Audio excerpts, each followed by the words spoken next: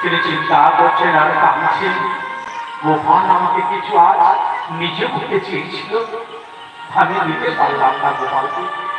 এই গোপালের অযোগ্য বস্তু আমি দেই কি করি? এ তো দিহার গোপাল সামনে এসে মধুমঙ্গলকে আলিঙ্গন করে দেবেন। গোপাল, গোপাল বলে মধুমঙ্গল আমাকে মাকে অভিযোগ দিয়েছে। দেখতে দেখতে মধুমঙ্গল সামান্য থেকে যা ছিল তাও তিনি বুঝতে পেরেছেন। আর গোপাল বললেন, তোর মায়ের অভিযোগ বস্তু আমাকে দিবি না, দেখিস তুই কি করে রাখতে পারিস। তার মুখটা চেপে ধরতেই মুখ থেকে বেরিয়ে এলো গোপালের মুখে। আর গোপাল সেই অমৃত পান করে বলছে, মধুমঙ্গল তুই এত অমৃত বস্তু খেলি, আমাকে না দিয়ে খেলি কি করে বল? মধুমঙ্গল গোপালের এই ভাব দিদি গোপালকে আলিঙ্গন করে ঝরঝর করে কাটছে। গোপাল জানো গোপাল, তোমার এই বস্তুটা দিয়া আমি ভুল করছি গোপাল, আমাকে ক্ষমা কর গোপাল। আমার কিছু নেই, মা থেকে আমি আশা করেছিল যে গোপাল আমাকে আর নিজে মুখে কিছু আমাদের জন্য বলেছিল। আমি বড় অপরাধ আছি গোপাল, গরিব কি এত জ্বালা।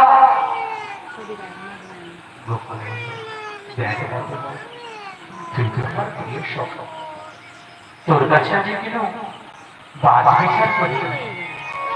তোকে আমি কোনদিন গরিব বা ধনী এ চোখে দেখি না, মানে দেখি তুই আমার মিত্র, তোকে আমি মিত্র চোখে দেখি। মধুমঙ্গল পারলে তোকে আমি অনেক কিছু দিতে পারি মধুমঙ্গল, কিন্তু তোর সঙ্গে যে আমার প্রেমের সম্পর্ক, সেই প্রেমের সম্পর্কটা বেঁধে রাখতে চাই মধুমঙ্গল।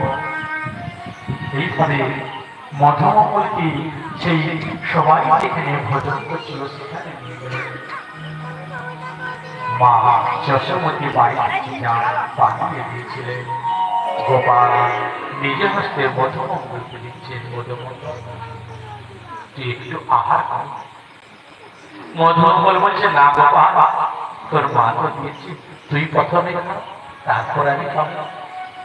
মধুমঙ্গল তিনি করছে সেই থালি থেকে সুন্দর লাডু দিয়ে গোপালকে খাচ্ছে, আর গোপাল সেই লাডু দিয়ে আবার মধুমঙ্গলকে খাচ্ছে। এইবারে যত বলরাম আজও চোখা ছিল, একে অপরকে এটাকে খাচ্ছে সেটাকে খাচ্ছে, বড় বড় অপরূপ দিব্য লীলা গোবিন্দ করছেন সেই গোচারণের মধ্যে। আর সেই লীলাটা কে দর্শন করেছেন? বুড়ো বাবা গোপাল চিন্তা করলেন, প্রভু তো অনেকদিন হলো ধরা নাম এসেছে, আমি একবার যাই প্রভুকে দর্শন করে আসি। তিনি যখন জানতে পারলেন প্রভু গোচারণ লীলা করছেন, তিনি গোচারণে গেলেন। গোচারণে গিয়ে তিনি কি করলেন না দর্শন করছেন কাকে? না গোপালকে। গোপাল একে অপরে ছুটা খাচ্ছে, তার এটো সে তার এটো।